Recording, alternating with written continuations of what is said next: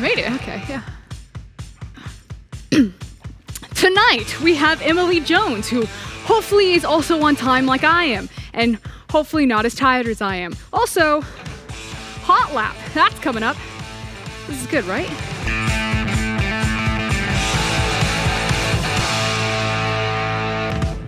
That song's a banger.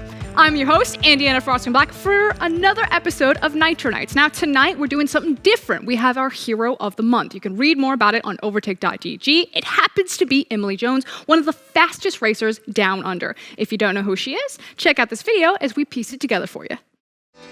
Emily Jones has had a tremendous year so far. She drove for Richard Mille Racing in the virtual 24 Hours of Le Mans, qualified for the Gran Turismo World Finals, and won the Porsche Tag Heuer Esports Super Cup All-Star Race. Like many other sim racers, she started real-life racing in karts at the age of 10. After swapping over to cars at 18, she stopped real-life racing and discovered sim racing a few years ago. Despite being quite successful in competition, Emily also shares her passion with the world as a streamer on Twitch. Her audience enjoys her charm, refined by her love for cars. But in the end, she always comes back to chasing her idols, such as Josh Rogers, Sebastian Job, or Catherine Legge and Sophia Flörsch. Her biggest goal for this year is a podium spot at the Gran Turismo World Tour.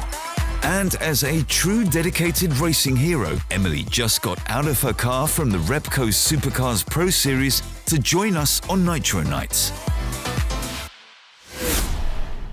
And I am super pleased to welcome our Overtake GG Hero of the Month, Emily Jones. Emily, can you hear me okay? Yes, thank you so much for having me.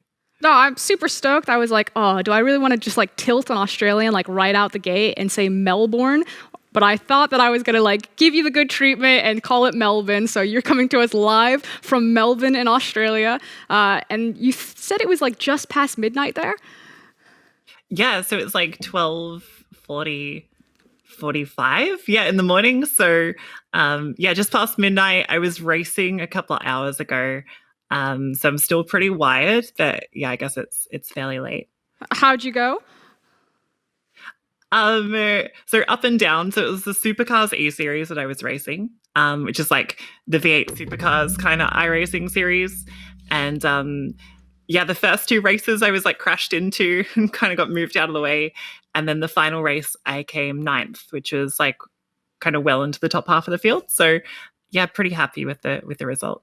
I was checking up on interviews of you from the past. I think you did a very long interview with a Simpit, and you were talking about some of your strengths in racing, and that kind of consistency was what you were working on 2 years ago, but you had a really good control of your car, specifically avoiding crashes. So have you swapped off and gone for the consistency, and now you find yourself in more crashes, or do you think that you're still good at avoiding crashes despite what happened today?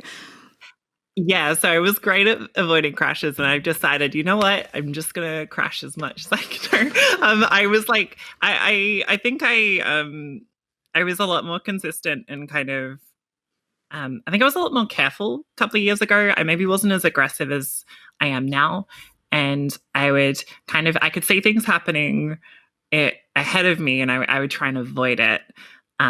But nowadays, I feel like I'm a lot more aggressive with how I drive and how I race. So often I'm involved in the incidents because I'm actively attacking people and things like that. So driving a bit more aggressively, I think, caused that maybe.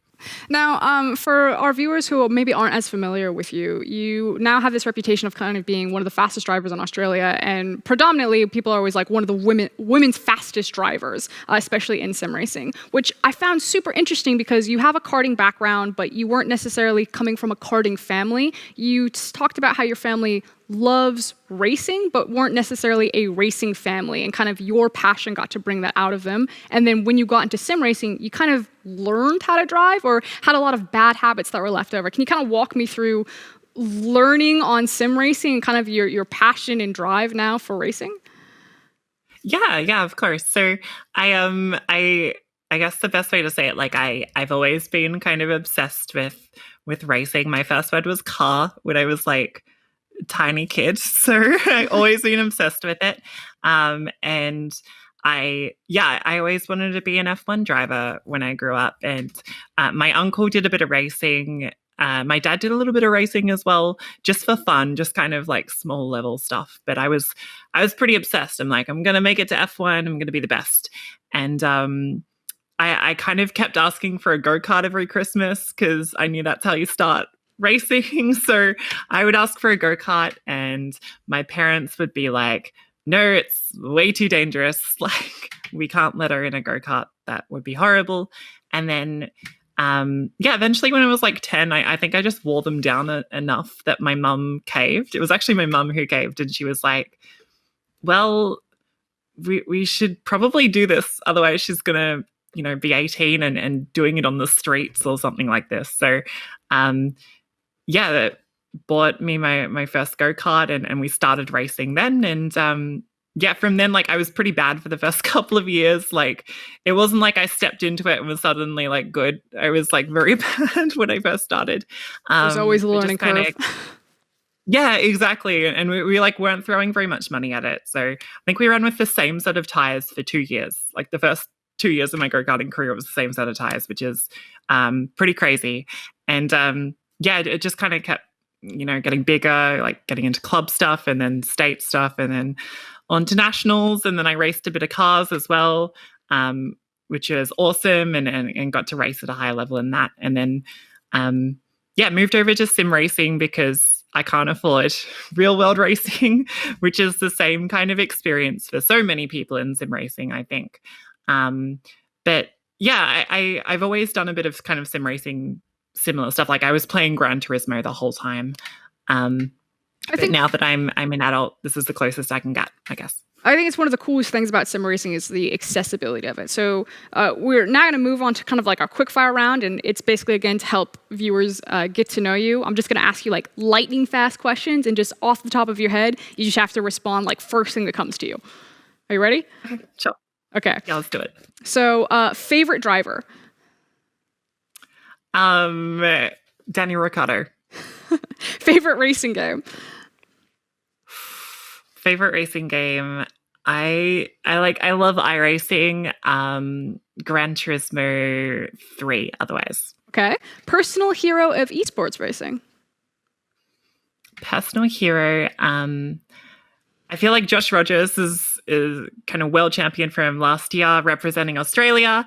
Probably my personal hero in esports racing. Favorite car, preferably to drive. Yeah, favorite car is I really like the Indy car on iRacing is really fun to drive. All the open wheel cars are surprisingly fun to drive. I don't get to race them enough. And then Overwatch or League of Legends?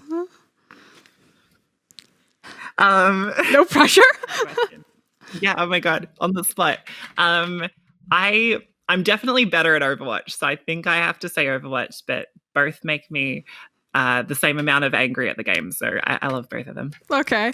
And what has been your best sim racing experience? This can either be like the most fun, your biggest achievement, but what is just like the top of the top for you, top shelf? Probably the top shelf has been racing Virtual Le Mans with like all the real world drivers and racing and Richard Mille racing team was just it was insane. Like I couldn't believe it was real. That was definitely my favorite. I think that's what really actually got me into sim racing. When I first got this job, I checked out one of the virtual 24-hour races. I think it was actually Bath in Australia that I watched. I was like, oh yeah, this is it. Like Le Mans, Bath, this is the cream of the crop. Super fun. But you have survived. Congratulations. Pat yourself on the back, the quickfire round. I know it's very, very intense. Now, we're going to actually go to our deep dive segment. And before we get into that, we do have a video for the viewers at home, and it's featuring the Gran Turismo World Championship 2020, something that Emily probably knows a little bit about. In December this year, it'll once again be time for the Gran Turismo Sport Championship Finals. Unlike other years, this one will be an online competition. The event is split into 3 regions, each taking 12 drivers to the final to determine who will lift the trophy for 2020. 12 from the EMEA region, 12 from North and South America with 6 from each respectively, 9 from Asia combined with 3 from the Oceanic region to round out the field. Each region will hold its own finals to determine who really is the fastest to represent each of them. These 14 top-ranked drivers will be joined by the 2020 World Tour Sydney winner, Takuma Miyazono. The drivers competed in the Nations Cup online competition, which was held from April through to August.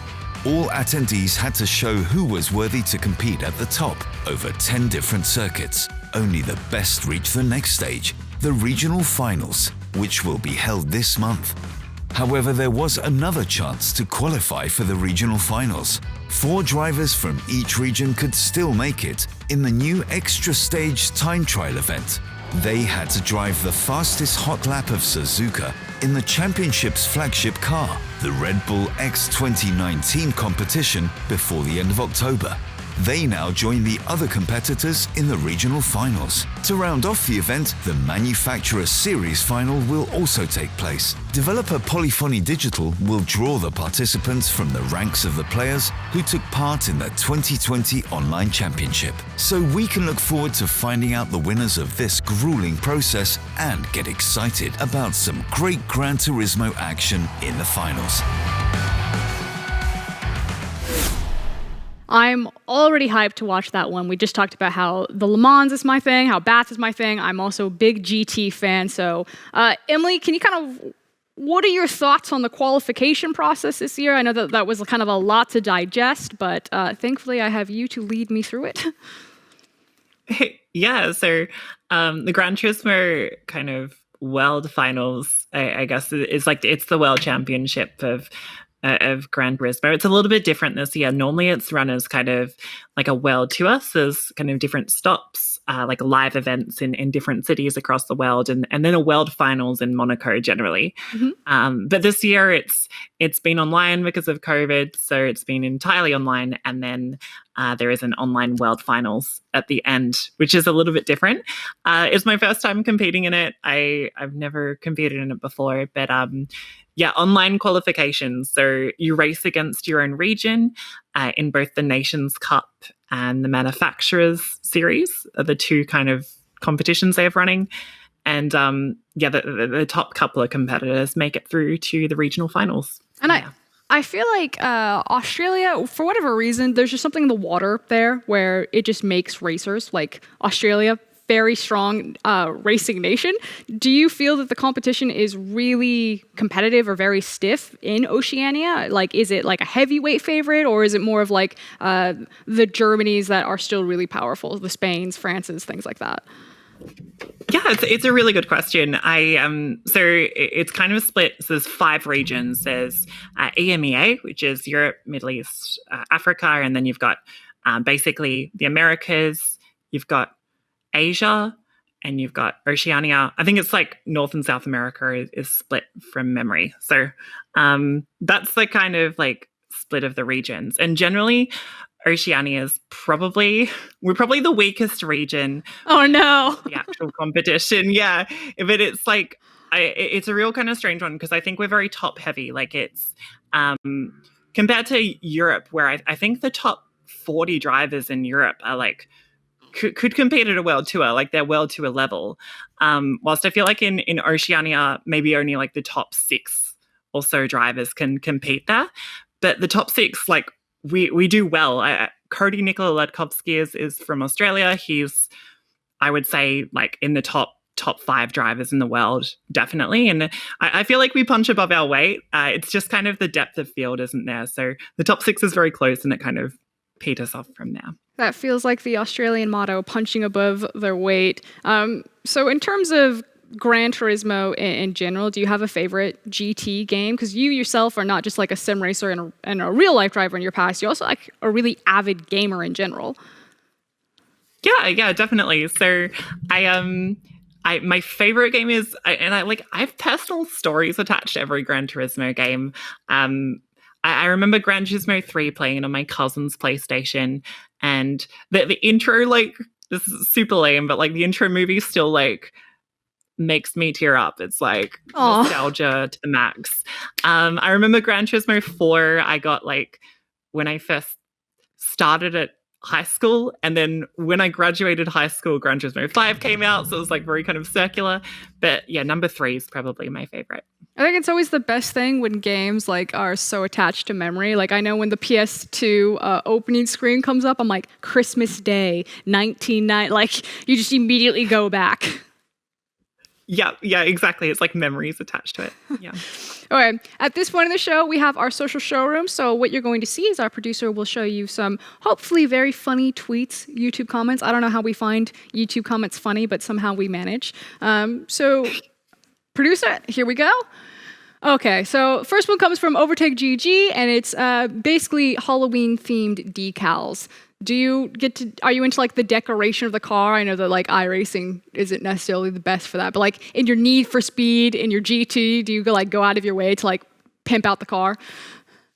I do my best, but I'm really horrible at it. Like when I'm good at driving the thing, but in terms of liveries, I have like no design taste at all. So I'm probably not the best at it, but there are some really good painters out there, definitely. Do people like is there a market for it? Like people to design the cars and how they look for racers? Yeah, definitely. So there's definitely a market for like kind of livery designers. I'm in the wrong job.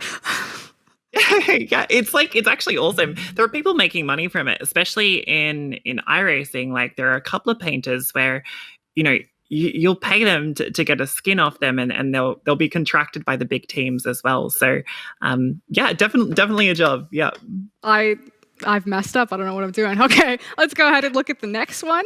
I believe, yeah, it is going to be the Williams Esports Port Driver and eNASCAR Coca-Cola iRacing Series champion. It's going to be Ryan Luza. And what's cool here is not only do we have a good article about him on OverTake GG, but underneath you can see that this has been like a lifelong thing for him. He is 7 years old in that photo, and that trophy is the size of him. That's like his body weight in pure achievement. No. Yeah, that's so cute. I was actually, so I watched the NASCAR race today that he competed in the final, and yeah, he drove amazingly. He was involved in a crash actually that was like a super 50-50 crash, and everyone was fighting about it on Twitch chat, and it's still like kind of a contentious one, but yeah, it's so cute like seeing them start young and keeping going. Literally like in the blood there for the pro racers. Okay, I think we have one more. Oh no, is this the Robo? Have you seen this? Yes. So I have, I don't know, I feel bad. I don't know why I feel such a strong connection to this robot car, but it's cringe, but it's like, I feel sorry for it. And the commentator as well being like, trying to pretend like everything's fine and being like, yeah, it seems to be not a great start. Seems to be a little bit of trouble on the start line there. Yeah, I saw the first time I saw that I was like, man, it's an election year. Like I feel that. Get me out! Immediately, turns it right into the wall. And I think it happened twice too. Yeah, poor car. Poor car. Yeah, Skynet AI, it's gone too far. That is our social showroom. And from here, now we have our hot lap. Have they gone through this with you? Basically, we'll put you in Trackmania and you have to beat the best time. I actually don't care if you beat the best time. All I do care about is that you beat Tom Deacon's time. And Tom is terrible at the game, so it should be very easy for you. Are you a Trackmania player? Yeah, so I kind of guilty pleasure. I remember spending like too much of my science class on my laptop at the back of the class, like playing Trackmania. So yes, yeah, I've played it before. Perfect. That's exactly what I wanted to hear. So we're going to reset. We're going to set Emily up on Trackmania, and she's going to smash Tom Deacon's time. We'll go. We have made it to the Trackmania Hot Lap, and just to remind everyone and Emily what the rules are, this is how it works. Emily, you have 3 minutes, which means you'll roughly get around 3 laps if you don't restart every single time to make the fastest time. Reminder, I don't care if you actually take first on the leaderboard. I just care that you beat Tom Deacon, so the time that you want to beat is 1 minute and 37 seconds. But the fastest time is 53 seconds if you manage to beat that one. Are you ready? Sure, let's give it a go. Perfect. Let's go. You can start now. Cool. All right. Okay, off to a good start. I like this. I feel like I've played this map before. You're already infinitely better than the 3 people that I've seen do this because they always wipe on that turn. Oh. Good start. You know what? We're done. That's fine. Okay. Everybody saw it. It's fine. It's not like we're... Yep, just it was just a little bit off the nose. It's fine. Exactly. Okay. Is it distracting if I talk to you? No, it's okay. I'm probably going to shout gibberish though, because I don't think I'm fully understanding the English language when I'm like doing the steering thing. Okay, we're good. It's okay.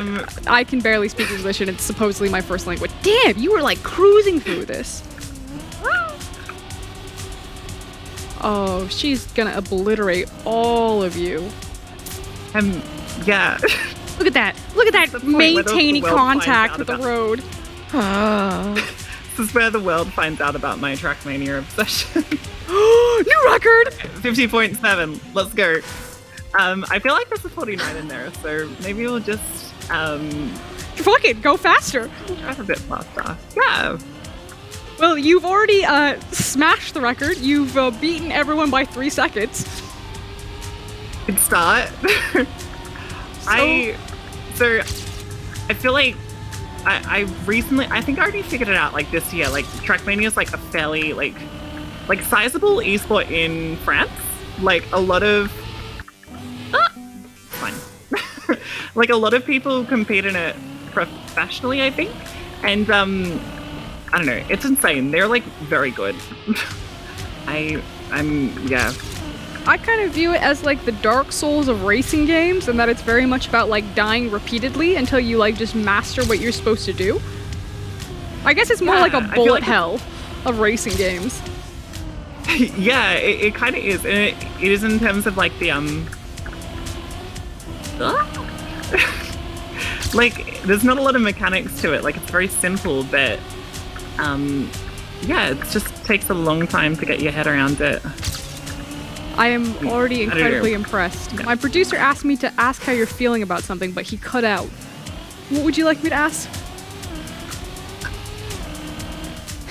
He's like, why are you doing this live? I